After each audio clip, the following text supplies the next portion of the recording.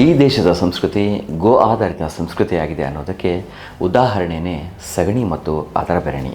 ಇಲ್ಲಿರೋ ಪ್ರತಿಯೊಬ್ಬರ ಜೀವನ ಶೈಲಿ ಗೋವಿನೊಂದಿಗೆ ಒಂದಲ್ಲ ಒಂದು ರೀತಿ ಅವಿನಾಭಾವ ಸಂಬಂಧವನ್ನು ಹೊಂದಿದೆ. ನಮ್ಮ ಹಿರಿಯರು ಅಳವಡಿಸಿಕೊಂಡಿದ್ದ ಈ ಜೀವನ ಪದ್ಧತಿಯಲ್ಲಿ ಗೋವು ಅನ್ನೋದು ಹಾಸುಹೊಕ್ಕಾಗಿತ್ತು.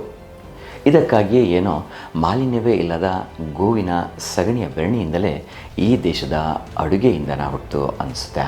ನಿಮಗೊತ್ತು ವಿಚಾರ ತಿಳಿದಿರಲಿ, ಭಾರತ ಅಷ್ಟೇ ಅಲ್ಲದೆ ಪ್ರಪಂಚದಾದ್ಯಂತ ಇವತ್ತು ಬೆರಣಿ ಜನಪ್ರಿಯ ಗ್ರಾಮೀಣ ಇಂಧನವಾಗಿ ಮಾರ್ಪಟ್ಟಿದೆ. ಅತಿ ಸುಲಭವಾಗಿ ಹಾಗೂ ಅತ್ಯಂತ ಕಡಿಮೆ ಬೆಲೆಗೆ ಇದು ಸಿಗೋದ್ರಿಂದಲೇ ಇದು ಬಡವರ ಇಂಧನವಾಗಿ ಹೊರಹೊಮ್ಮಿದೆ. ಹೀಗಾಗಿಯೇ ಬೆರಣಿಯನ್ನು ಗ್ರಾಮೀಣ ಜನರ ಕುರುಳಲ್ಲ ಕರುಳು ಅಂತ ಕರೆದಿರೋದು. ಹಳ್ಳಿ ಜನರ ಅಡುಗೆಯ ಇಂಧನವಾಗಿ ಸಾಕಷ್ಟು ಜನರಿಗೆ ಸಣ್ಣ ಉದ್ಯೋಗವನ್ನು ಸೃಷ್ಟಿಸಿರೋ ಏಕೈಕ ಗ್ರಾಮೀಣ ಜನರ ಜೀವನಾಡಿ ಬೆರಣಿ ಅಂದರೆ ತಪ್ಪಾಗಲಾರ್ದು. ವಿಪರ್ಯಾಸ ಅಂದರೆ ಇಂದು ಗ್ರಾಮೀಣ ಜನತೆ ಮರೆತಿರೋ ಹಳ್ಳಿಯ ಇಂಧನ ಕೂಡ ಇದೇ ಆಗಿದೆ. LPG ಗ್ಯಾಸ್ ನಮ್ಮ ದೇಶಕ್ಕೆ ಬಂದು ಏನಿಲ್ಲ ಅಂದರೂ 4-5 ದಶಮಾನಗಳಾಗಿರ್ಬೋದು. ಇಷ್ಟು ವರ್ಷವಾದರೂ ಇಂದಿಗೂ ಸಂಪೂರ್ಣ ಗ್ರಾಮೀಣ ಜನರನ್ನು ತಲುಪೋಕೆ ಇದಕ್ಕೆ ಸಾಧ್ಯ ಆಗಿಲ್ಲ. ಇಂದಿಗೂ ಗ್ರಾಮೀಣ ಭಾರತದ ಬಹುತೇಕ ಜನರಿಗೆ ಈ LPG ಗ್ಯಾಸ್ನ ಬಗ್ಗೆ ಸರಿಯಾದ ಮಾಹಿತಿಯೇ ಇಲ್ಲ. ಆದರೂ ಅವರು ಇಂದಿಗೂ ಬೆರಣಿಯನ್ನು ಉರುವಲಾಗಿ ಬಳಸಿಕೊಳ್ಳುವ ಮೂಲಕ ಸಿಟಿ ಜನರಿಗಿಂತ ಆರೋಗ್ಯವಾದ ಅಡುಗೆ ಮಾಡಿಕೊಂಡು ನೆಮ್ಮದಿಯ ಜೀವನವನ್ನು ತಮ್ಮದಾಗಿಸಿಕೊಂಡಿದ್ದಾರೆ. ಒಂದರ್ಥದಲ್ಲಿ ಹೇಳಬೇಕಂದ್ರೆ ಬೇರೆ ಯಾವುದೇ ಇಂಧನ ಇಲ್ಲದಿದ್ದಾಗ ನಿಶ್ಚಿತವಾಗಿ ಬೆರಣಿಯನ್ನು ನೆಚ್ಚಿಕೊಂಡು ಬೇಕೆಂದಾಗ ಉರಿಸಿ ರುಚಿಕರವಾದ ಅಡುಗೆ ಮಾಡಿಕೊಂಡು ಹೊಟ್ಟೆ ತುಂಬಿಸಿಕೊಳ್ಳೋಕ್ಕೆ ನೆರವಾಗೋ ಏಕೈಕ ಉರುವಲು ಇದಾಗಿದೆ. ಅಕಸ್ಮಾತ್ ಮನೆಯಲ್ಲಿ ಜಾನುವಾರುಗಳು ಇಲ್ಲದಿದ್ದರೂ ಬೀದಿಯಲ್ಲಿ ಸಗಣಿಯಾಗಿ ಮಾರುಕಟ್ಟೆಯಲ್ಲಿ ಬೆರಣಿಯಾಗಿ ಸಿಗೋ ಈ ಇಂಧನವನ್ನು ನಮ್ಮ ದೇಶದ ಹಳ್ಳಿಗಳ ಮುಕ್ಕಾಲು ಪಾಲು ಜನಸಂಖ್ಯೆ ತಲಾಂತರಗಳಿಂದಲೂ ಅವಲಂಬಿಸಿಕೊಂಡು ಬಂದಿದ್ದರು. ಈಗ ಈ ಅನುಪಾತದಲ್ಲಿ ದೊಡ್ಡ ಬದಲಾವಣೆ ಕೊಂಡರೂ ಸಹ ಈಗಲೂ ದೇಶದ ಸಾಕಷ್ಟು ಹಳ್ಳಿಗಳು ಈ ಇಂಧನವನ್ನೇ ನೆಚ್ಚಿಕೊಂಡಿವೆ ಅಂದರೆ ನಿಮಗೆ ಆಶ್ಚರ್ಯ ಆಗ್ಬೋದು. ಭಾರತ ಎಷ್ಟೇ ಮುಂದುವರೆದರೂ ಇಂದಿಗೂ ಹಳ್ಳಿಗಳ ದೇಶನೇ ಆಗಿದೆ. ಏಕೆಂದರೆ ಇಲ್ಲಿ ಸುಮಾರು 6.5 ಲಕ್ಷ ಹಳ್ಳಿಗಳಿವೆ. ಇವತ್ತಿಗೂ ಹೆಚ್ಚಿನ ಜನ ವಾಸಿಸ್ತಿರೋದು ಹಳ್ಳಿಗಳಲ್ಲೇ. ಕೃಷಿಯೇ ಇವರೆಲ್ಲರ ಪ್ರಮುಖ ಉದ್ಯೋಗ. ಹಾಗಾಗಿ ಇವರ ಆರ್ಥಿಕ ಮೂಲವೂ ಸಹ ಕೃಷಿಯನ್ನು ಅವಲಂಬಿಸಿದೆ. ಇಂದಿಗೂ ಎಷ್ಟೋ ಹಳ್ಳಿಗಳಿಗೆ ಹೋಗೋಕ್ಕೆ ಸರಿಯಾದ ರಸ್ತೆನೇ ಇಲ್ಲ, ವಿದ್ಯುತ್ ಇಲ್ಲ, ಮೂಲಭೂತ ಸೌಕರ್ಯ ಅಂತೂ ಇಲ್ಲವೇ ಇಲ್ಲ. ಇಷ್ಟಾದರೂ ತಲಾಂತರಗಳಿಂದ ಇಲ್ಲಿಯ ಜನರ ಮನೆಯ ಒಲೆಗಳು ಉರಿತಿವೆ. ಈ ಒಲೆಗಳು ಉರಿತಿರೋದು ದೇಶಕ್ಕೆ ಹೊರೆಯಾಗಿರೋ LPG ಇಂದಲ್ಲ, ಬದಲಿಗೆ ಬೆರಣಿಯಿಂದ.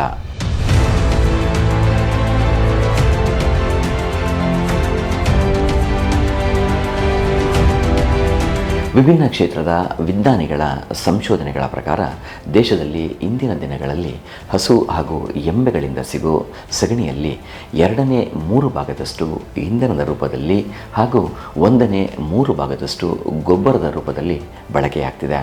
ಹೀಗೆ ಇಂಧನದ ರೂಪದಲ್ಲಿ ಬಳಸೋ ಸಗಣಿ ಗೊಬ್ಬರದ ಬಹುಪಾಲನ್ನು ಬೆರಣಿಯೇ ಆಕ್ರಮಿಸಿಕೊಂಡಿದೆ. ಹೀಗಾಗಿ ಗೋಬರ್ ಗ್ಯಾಸ್ನ ಅಳವಡಿಕೆ ತುಂಬ ಕಡಿಮೆ ಅಂತಲೇ ಹೇಳ್ಬೋದು. ಇನ್ನು 2 kg ಸಗಣಿ ಗೊಬ್ಬರದ ಬೆರಣಿ 1 kg ಕಟ್ಟಿಗೆ ಅಥವಾ ಅರ್ಧ kg ಕಲ್ಲಿದ್ದಲಿನ ಅವಶ್ಯಕತೆಯನ್ನು ನೀಗಿಸುತ್ತೆ. ಇದರರ್ಥ 1 kg ಮರದ ಕಟ್ಟಿಗೆಯ ಅವಶ್ಯಕತೆಯನ್ನು 2 kg ಬೆರಣಿ ಪೂರೈಸಿದರೆ 1 kg ಕಲ್ಲಿದ್ದಲಿನ ಅವಶ್ಯಕತೆಯನ್ನು 4 kg ಬೆರಣಿ ಸರಿದೂಗಿಸುತ್ತೆ. ಹಾಗೆ 4 kg ಬೆರಣಿ ಬಯೋಗ್ಯಾಸ್ನಿಂದ ಉತ್ಪತ್ತಿಯಾಗೋ 1 ಘನ ಮೀಟರ್ ಬಯೋಗ್ಯಾಸನ್ನು ಸರಿದೂಗಿಸುತ್ತೆ. 1 ಘನ ಮೀಟರ್ ಬಯೋಗ್ಯಾಸ್ ಸುಮಾರು 3 ಯೂನಿಟ್ನ ವಿದ್ಯುತ್ ಶಕ್ತಿಯನ್ನು ಒದಗಿಸುತ್ತೆ ಅಂತ ಅಂದಾಜಿಸಲಾಗುತ್ತೆ. ಹಾಗಾದರೆ ಈ ಬೆರಣಿಯಿಂದ ಉಳಿತಿರೋ ವಿದ್ಯುತ್ತಿನ ಪರಿಮಾಣಕ್ಕೆ ಲೆಕ್ಕವೇ ಇಲ್ಲ ಅಲ್ವೇ? ಎಲ್ಲದಕ್ಕೂ ಮಿಗಿಲಾಗಿ ಇದೊಂದು ಪರಿಸರ ಸ್ನೇಹಿ ಇಂಧನ. ಹಿಂದಿನ ಒಂದು ಪಶುಗಣತಿ ಪ್ರಕಾರ ದೇಶದಲ್ಲಿ ಅಂದಾಜು 28.2 ಕೋಟಿ ದನ ಮತ್ತು ಎಮ್ಮೆಗಳಿವೆ. ಅವುಗಳಿಂದ ಅಂದಾಜು ಪ್ರತಿದಿನ 70 ಕೋಟಿ ಟನ್ ಸಗಣಿ ಉತ್ಪತ್ತಿಯಾಗ್ತಿದೆ. ಇಲ್ಲಿನ ಜನರಿಗೆ ಈಗಲೂ ಗ್ಯಾಸ್ ಕಾಸ್ಟ್ಲಿಯಾಗಿದ್ದು ವಿದ್ಯುತ್ತನ್ನು ನಂಬೋಕೆ ಸಾಧ್ಯ ಇಲ್ಲ. ಸೋಲಾರ್ ಅಂದರೆ ಏನೋ ಎಂಥದೋ ಅನ್ನೋ ಭಾವನೆ ಇದೆ. ಹೀಗಿರುವಾಗ ಇಲ್ಲಿರೋ 148 ಕೋಟಿಗೂ ಹೆಚ್ಚಿನ ಜನಸಂಖ್ಯೆಗೆ ಇಂಧನ ಒದಗಿಸೋದು ಸುಲಭದ ಮಾತಲ್ಲ.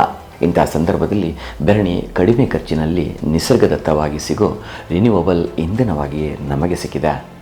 ಇಂತಹ ಬೆರಣಿಯನ್ನು ಅಡುಗೆ ಮಾಡಲು ಬಳಸೋದ್ರಿಂದ ಮರ ಗಿಡಗಳು ಉಳಿಯುತ್ತಿವೆ ಮತ್ತು ಪರಿಸರವು ಶುದ್ಧವಾಗಿರುತ್ತೆ.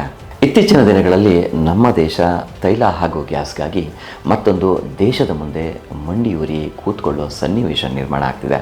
ಹಾಗಾಗಿ ಇಂದು ಪರ್ಯಾಯ ಇಂಧನವೊಂದನ್ನು ಸೃಷ್ಟಿಸಿಕೊಳ್ಳೋದು ದೇಶಕ್ಕೂ ಮತ್ತು ಮನುಷ್ಯ ಕುಲದ ಉಳಿವಿಗೂ ಅತ್ಯಂತ ಅನಿವಾರ್ಯ ಆಗಿದೆ. ಇಂತಹ ಸಮಯದಲ್ಲಿ ಕಡಿಮೆ ದರದ ಈ ನಿಸರ್ಗ ಸ್ನೇಹಿ ಇಂಧನ ವ್ಯವಸ್ಥೆಯತ್ತ ಪ್ರಪಂಚದ ಕಣ್ಣು ಬೀಳಬೇಕಿದೆ. ಈಗಾಗಲೇ ಜಗತ್ತಿನ ಮುಂದುವರೆದ ದೇಶದ ಕೆಲ ನಾಯಕರು ಹಾಗೂ ವಿಜ್ಞಾನಿಗಳು ಈ ಕುರಿತಂತೆ ದೀರ್ಘ ಚಿಂತನೆಯನ್ನು ನಡೆಸುತ್ತಿದ್ದು, ಈ ಗ್ರಾಮೀಣ ಇಂಧನವನ್ನು ಅಭಿವೃದ್ಧಿಗೊಳಿಸೋಕೆ ಯೋಜನೆಗಳನ್ನು ಹಮ್ಮಿಕೊಳ್ತಿದ್ದಾರೆ. ಆದರೆ ನಾವು ಮಾತ್ರ ಪಾರಂಪರಿಕವಾಗಿ ಬಂದಿರೋ ಈ ಇಂಧನ ವ್ಯವಸ್ಥೆಯನ್ನು ಕಡೆಗಣಿಸ್ತಾ ಇದ್ದೀವಿ. ವೈಜ್ಞಾನಿಕವಾಗಿ ಹೇಳಬೇಕಂದ್ರೆ ಬೆರಣಿಯ ಹೊಗೆ ಕ್ರಿಮಿನಾಶಕ ಗುಣವನ್ನು ಹೊಂದಿದೆ. ಇದನ್ನು ಉರಿಸೋದ್ರಿಂದ ಸುತ್ತಮುತ್ತಲ ಪರಿಸರ ಶುದ್ಧವಾಗೋದಷ್ಟೇ ಅಲ್ಲದೆ ಆರೋಗ್ಯಪೂರ್ಣ ವಾತಾವರಣ ಸಹ ನಿರ್ಮಾಣ ಆಗುತ್ತೆ. ಇನ್ನು ಸಗಣಿ ಮತ್ತು ಒಣ ಹುಲ್ಲಿನ ಮಿಶ್ರಣದಿಂದ ಮಾಡಿದ ಬೆರಣಿಯನ್ನು ಇಂದಿಗೂ ಗ್ರಾಮೀಣ ಭಾಗದಲ್ಲಿ ಉರುವಲಾಗಿ ಬಳಸ್ತಿರೋದರ ಹಿಂದೆ ವಿಜ್ಞಾನವೂ ಅಡಗಿದೆ. ಒಂದು ಸಮೀಕ್ಷೆಯ ಪ್ರಕಾರ ಬೆರಣಿಯನ್ನು ಉರುವಲಾಗಿ ಬಳಸಿದಾಗ ಅದು ತನ್ನ ಉಷ್ಣತೆಯನ್ನು ಒಂದು ವಿಶಿಷ್ಟ ಮಟ್ಟದಲ್ಲಿ ಉಳಿಸಿಕೊಳ್ಳುತ್ತೆ. ಹಾಗಾಗಿ ಅದರಲ್ಲಿ ಬೇಯಿಸಿದ ಆಹಾರ ಪದಾರ್ಥಗಳು ತಮ್ಮಲ್ಲಿನ ಸತ್ವವನ್ನು ಕಳೆದುಕೊಳ್ಳೋದಿಲ್ಲ. ಹೀಗಾಗಿಯೇ ಬೆರಣಿಯ ಉರಿಯಲ್ಲಿ ಮಾಡಿದ ಅಡುಗೆ ಅತಿ ಹೆಚ್ಚು ರುಚಿಕರವಾಗಿದ್ದು ಹೆಚ್ಚು ಪೌಷ್ಟಿಕಾಂಶಗಳಿಂದ ಕೂಡಿರುತ್ತೆ. ಒಂದೆರಡು ದಶಮಾನಗಳ ಹಿಂದಿನವರೆಗೂ ಸತ್ತ ವ್ಯಕ್ತಿಗಳ ಅಗ್ನಿ ಸಂಸ್ಕಾರಕ್ಕೆ ಹೆಚ್ಚಾಗಿ ಬೆರಣಿಯನ್ನೇ ಉಪಯೋಗಿಸಲಾಗ್ತಿತ್ತು. ವಿಪರ್ಯಾಸ ಅಂದರೆ ಇದಕ್ಕೂ ಈಗ ಬೆರಡಿ ಸಿಗದೆ ಶವ ಸಂಸ್ಕಾರಕ್ಕಿಂತ ಸಾವಿರಾರು ಮರಗಳನ್ನು ಕಡಿಯಲಾಗ್ತಿದೆ. ಸುಮಾರು 15 ವರ್ಷದ ಒಂದು ಮರಕ್ಕೆ ಏನಿಲ್ಲ ಅಂದರೂ 15.7 ಲಕ್ಷ ರೂಪಾಯಿಯಷ್ಟು ಬೆಲೆ ಇದೆ ಅನ್ನೋದನ್ನು 1980ರಲ್ಲಿ ಕೋಲ್ಕತ್ತಾದ ಕೃಷಿ ವಿಶ್ವವಿದ್ಯಾನಿಲಯದ ಪ್ರೊಫೆಸರ್ ಆಗಿದ್ದ ಟಿ.ವಿ. ದಾಸ್ ಅನ್ನೋರು ಸಂಶೋಧನೆಯಿಂದ ಸಾಬೀತುಪಡಿಸಿದರು. ಹೀಗೆ ದಿನ ಉರುವಲಿಗಾಗಿಯೇ ನಾಶವಾಗ್ತಿರೋ ಮರಗಳ ಬೆಲೆ ಲೆಕ್ಕಕ್ಕೆ ಸಿಗ್ತಿಲ್ಲ. ಇಂಟರ್ನೆಟ್ಟಲ್ಲಿ ಒಮ್ಮೆ ಕಣ್ಣಾಡಿಸಿದರೆ ತಿಳಿಯುತ್ತೆ, ಬೆರಣಿಯನ್ನು ಭಾರತ ಒಂದೇ ಅಲ್ಲ, ಇರಾನ್, ಚೀನಾ, ಮಂಗೋಲಿಯಾ, ಪ್ಯಾಲೆಸ್ಟೈನ್ ಸೇರಿದಂತೆ ಹಲವು ದೇಶಗಳಲ್ಲಿ ಜನ ಇಂದಿಗೂ ಅಡುಗೆ ಮಾಡೋಕ್ಕೆ ಬಳಸ್ತಿರೋದು ಗಮನಕ್ಕೆ ಬರುತ್ತೆ. ಇನ್ನು ಈಜಿಪ್ಟ್ನಲ್ಲಿ ಕೆಲ ಹಳ್ಳಿಗಳಲ್ಲಿ ಸಗಣಿಯನ್ನು ಅಡುಗೆ ಮಾಡೋಕ್ಕೆ ಅಷ್ಟೇ ಅಲ್ಲದೆ ಗೋಡೆಗಳ ಮೇಲೆ ಮೆತ್ತೋದಕ್ಕೂ ಸಹ ಬಳಸ್ತಿರೋದು ಕಂಡುಬರುತ್ತೆ. ಒಟ್ಟಾರೆ ಹೇಳಬೇಕಂದ್ರೆ ವಿಶ್ವದಾದ್ಯಂತ 200 ಕೋಟಿಗೂ ಹೆಚ್ಚು ಜನರ ಮನೆಯ ಒಲೆ ಉರಿತಿರೋದು ಇಂದಿಗೂ ಬೆರಣಿಯಿಂದಲೇ ಅಂದರೆ ನಿಮಗೆ ಅಚ್ಚರಿಯಾಗ್ಬೋದು.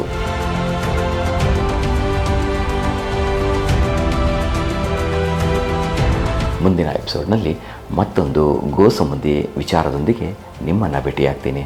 ನಮಸ್ಕಾರ.